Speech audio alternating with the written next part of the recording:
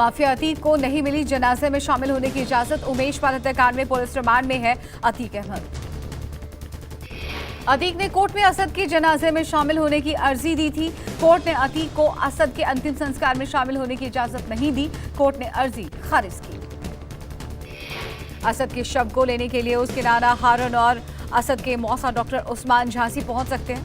असद के शव को प्रयागराज के कब्रिस्तान में दफनाया जाएगा। देर रात असद और गुलाम का पोस्टमार्टम किया गया। 3 घंटों तक डॉक्टर के पैनल ने पोस्टमार्टम किया। सिर और गर्दन में लगी गोली। प्रयागराज में दादा के कब्र के पास दफनाया जाएगा असद के लिए खोदी जा रही है कब्र। प्रयागराज के कसारी मसारी के कब्रिस्तान में असद को दफनाया जाएगा। प्रयागराज पुलिस ने असद के ननिहाल वालों को भरोसा दिलाया है कि जो भी लोग अंतिम संस्कार में शामिल होंगे उन्हें बेवजह बिल्कुल परेशान नहीं किया जाएगा। उमेश पाल की हत्या के बाद असद को छिपाने के लिए अतीक अहमद ने ली अबू सलेम की मदद। असद को छिपाने और फरार करने के लिए अतीक ने अबू सलेम से मदद। सूत्रों के मुताबिक अबू सलेम के करीबियों ने असद को हत्या के बाद पनाह दी थी, तो अशरफ बरेली जेल से सारे शूटर्स को भगाने का तरीका और जगह बता रहा था। माफिया अतीक अहमद की पत्नी शाइस्ता परवीन सरेंडर कर सकती हैं। मारे गए बेटे असद का अंतिम बार चेहरा देखने के लिए आत्मसमर्पण कर सकती हैं। बताया जा रहा है कि वकीलों के जरिए पुलिस के सामने सरेंडर करना चाहती हैं शाइस्ता। उमेश पाल हत्याकांड के बाद से फरार है शाइस्ता परवीन। यूपी पुलिस के मुताबिक शाइस्ता परवीन भी उमेश पाल की हत्याकांड में शामिल है। पुलिस ने शाइस्ता पर 50,000 का इनाम घोषित किया। शूटर गुलाम के परिवार वालों ने उसके शव को लेने से इनकार किया। कहा, हमसे कोई वास्ता नहीं, जिसके चलते गुलाम के शव को प्रशासन दफनाएगा। उमेश पाल के परिवार की सुरक्षा बढ़ाई गई। उमेश पाल के घर के बाहर सिक्योरिटी कड़ी कर दी गई। पुलिस रिमांड पर अतीक अहमद और उसका भाई अशरफ धूमनगंज पुलिस थाने में रखे गए हैं। अतीक और अशरफ थाने के बाहर चप्पे चप्पे पर पुलिस की तैनाती। अतीक की रिमांड कॉपी से खुलासा पाकिस्तान से भी जुड़ा है। अतीक का नेटवर्क ड्रोन से गिराए जाते हैं हथियार। कोर्ट में पुलिस ने जो रिमांड कॉपी लगाई थी उसके मुताबिक अतीक और अशरफ पाकिस्तान से हथियार मंगवाते थे। ये हथियार ड्रोन के जरिए पंजाब और उत्तर प्रदेश के अलग अलग इलाकों में गिराए जाते थे। पुलिस का खुलासा, अतीक और अशरफ का पाकिस्तान की खुफिया एजेंसी आईएसआई से भी संबंध। आईएसआई के अलावा आतंकी संगठन लश्कर-ए-तैयबा से भी कनेक्शन। रिमांड के दौरान यूपी एसटीएफ अतीक और अशरफ को लेकर पंजाब के साथ साथ उत्तर प्रदेश के अन्य जिलों में भी जा सकती है, जहां पर हथियार गिराए गए थे। अर्बन नक्सल मामले में कार्यकर्ता गौतम नवलखा के आईएसआई एजेंट से संबंध होने का शक। एनआईए कोर्ट ने जमानत देने से इनकार किया। एनआईए कोर्ट ने माना कि एल्गार परिषद मामले में आरोपी गौतम नवलखा आईएसआई एजेंट के साथ संपर्क में था। गौतम नवलखा ने आईएसआई एजेंट गुलाम नबी फई से विदेश में मुलाकात की। पाकिस्तान के आईएसआई एजेंट गुलाम नबी फई को एफबीआई ने गिरफ्तार किया था। नवलखा ने गुलाम नबी फई के समर्थन में यूएस कोर्ट को पत्र लिखा था, जिसके बाद कोर्ट ने नवलखा को बेल नहीं देकर बड़ा झटका दिया। पीएम मोदी का असम दौरा आज। पीएम मोदी असम को देंगे 14,300 करोड़ की परियोजनाओं की सौगात। गुवाहाटी में एम्स का उद्घाटन करेंगे, नई बिल्डिंग का निरीक्षण करेंगे, 3 और मेडिकल कॉलेज का लोकार्पण भी करेंगे। पीएम बिहू पर आयोजित नृत्य कार्यक्रम में शामिल होंगे। कार्यक्रम में 31 जिलों के 10,000 से ज्यादा कलाकार प्रस्तुति देंगे। पीएम मोदी 11,000 से ज्यादा नर्तकों और ढोल वादकों को एक बिहू गीत की धुन पर नाचते हुए देखेंगे। विपक्षी एकता को लेकर राहुल गांधी से मिले एनसीपी चीफ शरद पवार। बैठक खड़गे के दिल्ली के आवास पर। बैठक के बाद राहुल ने कहा, हम सब एकजुट हैं। तो मल्लिकार्जुन खड़गे ने कहा, देश और लोकतंत्र को बचाने के लिए हम एक होकर लड़ने के लिए तैयार हैं।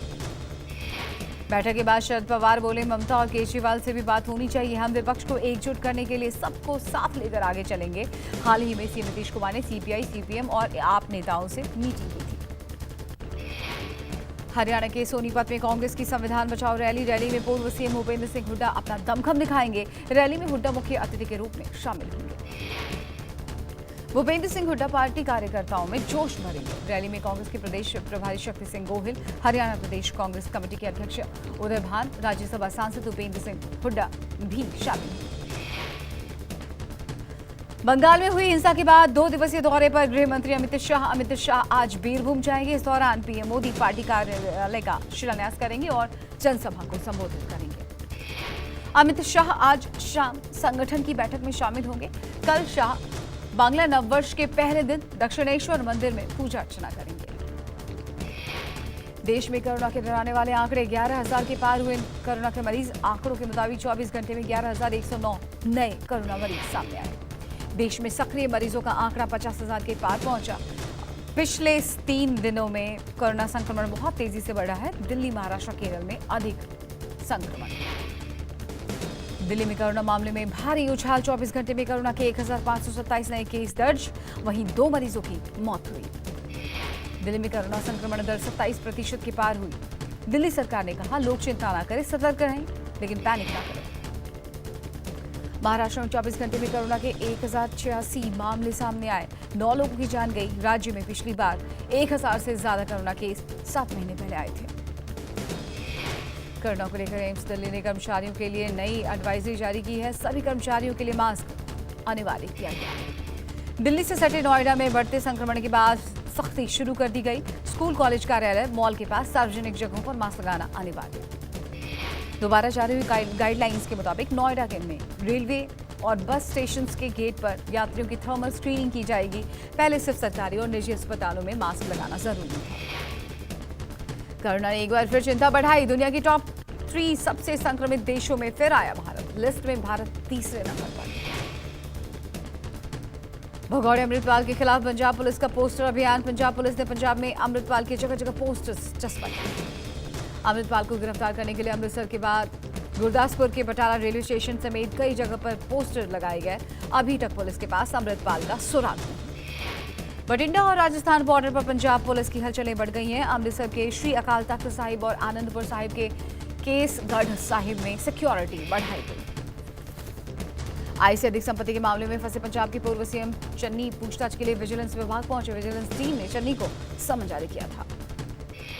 सतर्कता विभाग में जाने से पहले बोले चन्नी, कहा मुझे 20 तारीख को बुलाया जाना था, लेकिन अचानक आज बुला लिया गया। वो लोग मुझे जान से भी मार सकते हैं। भीमराव अंबेडकर की 133वीं जयंती पर संसद भवन के लॉन में कार्यक्रम का आयोजन। राष्ट्रपति, प्रधानमंत्री समेत कई नेता रहे मौजूद। राष्ट्रपति द्रौपदी मुर्मू ने अंबेडकर प्रतिमा पर माल्यार्पण किया। पीएम मोदी ने भी अंबेडकर प्रतिमा पर पुष्प अर्पित किए। बीजेपी के राष्ट्रीय अध्यक्ष जेपी नड्डा ने भी भीमराव अंबेडकर की तस्वीर पर पुष्प अर्पित किए। नड्डा ने कहा, देश के विकास, सामाजिक उत्थान और न्याय की दृष्टि से भीमराव अंबेडकर का योगदान बहुत बड़ा। सीएम योगी ने भीमराव अंबेडकर की प्रतिमा पर माल्यार्पण किया। सीएम ने कहा, भारत अकेला ऐसा देश है जहां 80 करोड़ लोगों को बिना भेदभाव के मुफ्त में राशन दिया जाता है। बीएसपी सुप्रीमो मायावती ने भीमराव अंबेडकर को दी श्रद्धांजलि। लखनऊ में अंबेडकर की मूर्ति पर पुष्प अर्पित किए। तेलंगाना के हैदराबाद में डॉक्टर बी आर अम्बेडकर की 125 फीट की प्रतिमा का उद्घाटन आज होगा। तेलंगाना मंत्री के वेमुला रेड्डी ने इसकी जानकारी दी है। मुरादाबाद में स्कूल के बच्चों ने डॉक्टर बी आर अम्बेडकर के 133वें जन्म अवसर पर 420 मीटर लंबे कोलाज पोर्ट्रेट बनाया है। बच्चों ने इस दौरान अम्बेडकर को श्रद्धांजलि भी अर्पित की। मुंबई के दादर में डॉक्टर बी आर अम्बेडकर की 133वीं जयंती समारोह का आयोजन हुआ। कार्यक्रम में बड़ी तादाद में लोगों ने शिरकत की। मुंबई में महाराष्ट्र के सीएम एकनाथ शिंदे ने डॉक्टर बाबा साहेब अम्बेडकर स्मारक और अशोक स्तंभ का उद्घाटन किया। कार्यक्रम में केंद्रीय मंत्री रामदास अठावले भी मौजूद रहे। सीएम अशोक गहलोत ने जयपुर में गांधी दर्शन संग्रहालय का निरीक्षण किया। गांधी दर्शन म्यूजियम को जल्द ही लोगों के लिए खोला जाएगा। आरएसएस नेता इंद्रेश कुमार दिल्ली में इस्लामिक सेंटर में इफ्तार पार्टी में शामिल हुए। इंद्रेश कुमार ने कहा, यूपी में हुए एनकाउंटर को मजहबी रंग देने का प्रयास कुछ लोग कर रहे हैं। सीएम पुष्कर सिंह धामी ने खटीमा के स्कूल में आयोजित बैसाखी मेले में हिस्सा लिया। सीएम धामी ने सभी को बैसाखी पर्व की बधाई दी।